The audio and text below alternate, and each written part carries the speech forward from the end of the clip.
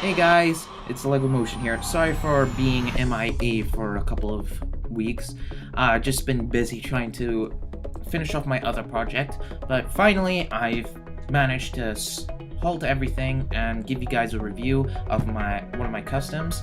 Today I will be showing you my Lego Aston Martin Db5, which is the car famously used for James Bond, also known as 007. By the way, try and stay tuned to the end of the video as I will give you guys a teaser of the upcoming project I'm working on. I kind of feel like, keeping you guys in the dark is not really helping at all. Trust me, I know what it feels like to be on your guys' end of just waiting for a video. So just stick to the end and you'll see what I'm working on. So, let's get on with the review. So, let's start off with the man himself, 007, also known as James Bond. And as you can see here, I sort of decided to, keep it simple and use just a plain sort of black suit torso for the minifigure with plain black legs, just to give the minifigure the classical James Bond look that everybody sort of envisions for him.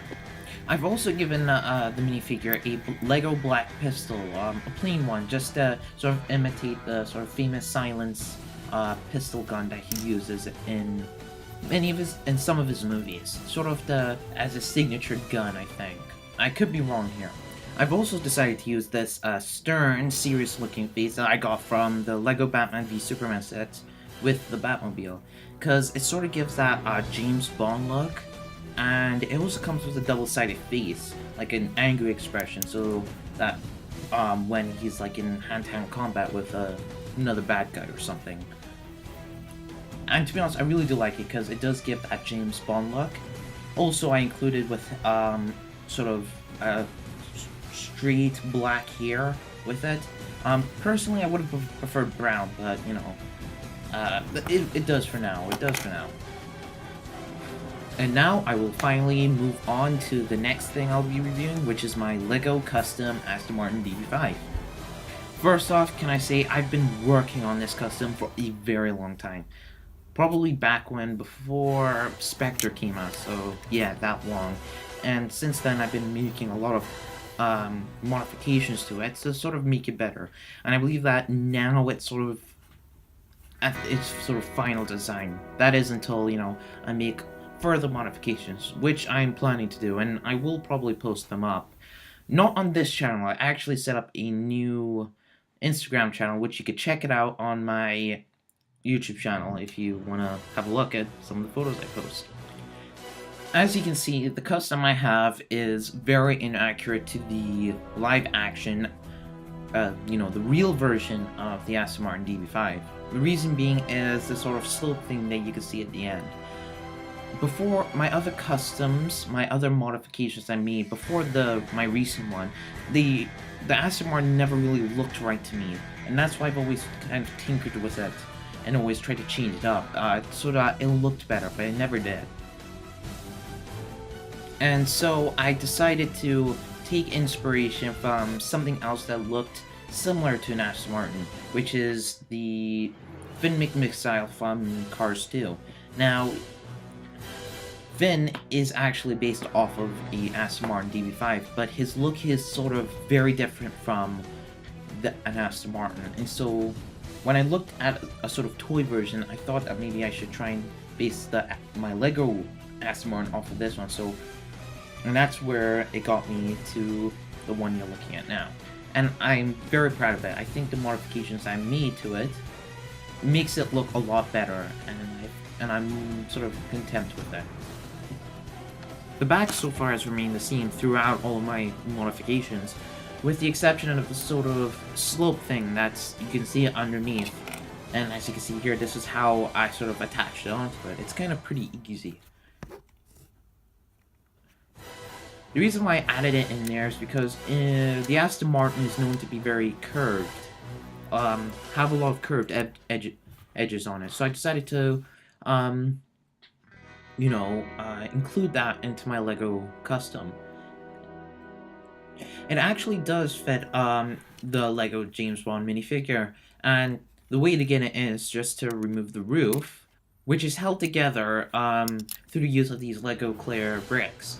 because in my previous modifications, it was always the sort of weakest part of my build. As you can see here, I designed the interior of my build with a different color bricks to sort of add a little bit more detail to it. And plus, it can also set a minifigure. You'll have to take off the head, like so. And after that, you know, you just place your minifigure, like, hang on, yeah, like so, and then you just put his head back. Then you get the roof, and then you place it back onto the Aston Martin. Hang on. Yep. And then you take this, and then you flip it down, and then there you have James Bond sitting in his Aston Martin. And to take out the minifigure, you just simply pop off the hood and just pull up the windscreen thing. Take out the minifigure, just put back on here, and there you go.